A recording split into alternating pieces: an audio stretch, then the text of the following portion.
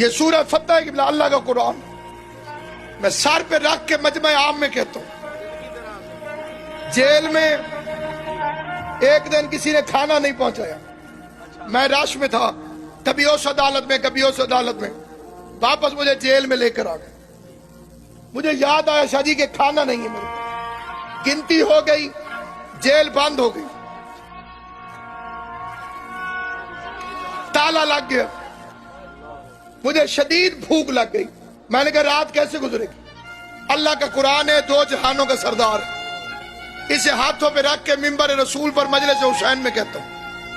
میں نے اسی مقام پر توسل کیا جناب سید کونین سے. میں نے کہا بی بی وکیل موکل کو بڑے پیارے ہوتے ہیں.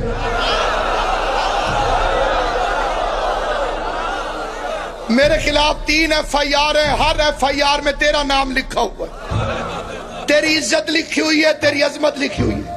جھوٹ بولوں 12واں امام اس قرآن کے اٹھانے کی مجھے سزا ہے، جھوٹا اٹھانے کی. سچ ہو تو میں یہ فکرہ مجبوراً میں اس باتوں کو بتانے کا شوقین نہیں، لیکن قرآن ہاتھ میں رکھ کے زندگی میں پہلی مرتبہ منبر پہ بتاؤں.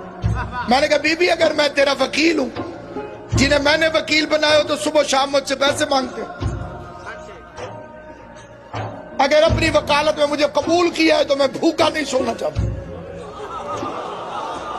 علی کی ولایت کی قسم، زہرا کے حق کی قسم، یہی پتہ لگا ایک افسر 2 لفافے بھرے ہوئے کھانے کے اپنے ہاتھ میں اٹھا کے رات کے وقت جیل کے اندر دروازے میں پہنچ کے مجھے کہتے ہیں مجھے کسی نے حکم کیا ہے کہ کھانا پہنچا.